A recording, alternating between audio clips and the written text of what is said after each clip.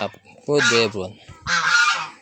So ito yung ating sitwasyon sa ating area. So yan, yung dating kulungan natin dito atin ang nilinis. So yun lahat ng dumi ating siniga. Ayan. So ayan, nasa natin trapal. Pero kailangan ng sanitisin, sunugin. So yun na. Ito yung update natin sa ating rambutan. May mga bunga na sa taas. Ito, dami, tumpukan talaga yan. Ayan, so ayan, yung ating kawayan, malago. Itong kawayan kinakain din to ng ating mga alaga, which is parang nakakatulong din para ito paano makapatay ng parasite o bulate sa kanilang katawan. So parang ano to, pampurga na rin, at the same time pampabigat ng katawan. So ayan sila, itong area, tanggalin yung mga kahoy dyan, iisin natin. Kasi ito may mga natira na medyo pwede pang painabangan. Mamaya gagawa tuloy tayo ng dampuan. Ayun, kahapon nakagawa na tayo. Dampuan lang yan ng ating pabo kasi wala silang madampuan.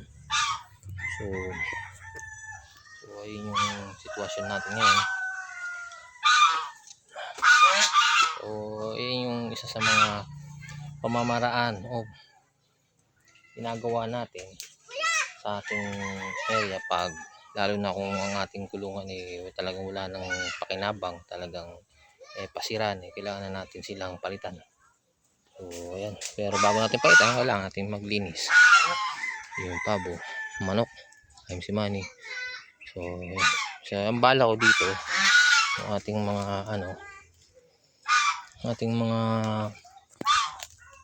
tawag dyan, ating mga pagpiling manok o puti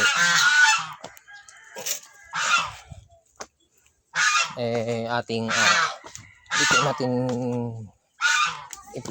ilalagay.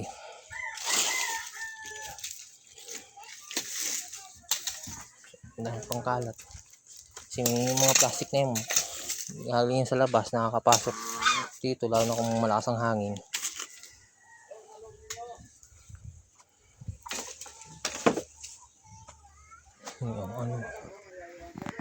Ating rambutan, ito yung ating lansones. Yung lansones sa akin dito sa labas, so tangkay lang atin tumutubo. Tangkay pa rin, madamo na dito. Pero ang gagawin natin dyan sa area dito sa labas na yan, lalagyan natin ng haranganet doon, tapos doon sa aming kabila para papakuha natin yung ating mga alaga para sila na yung magtanggal ng damo, kakainin nila yan.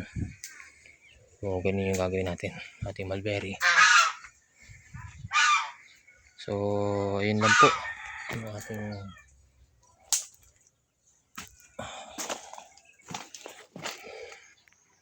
ating free range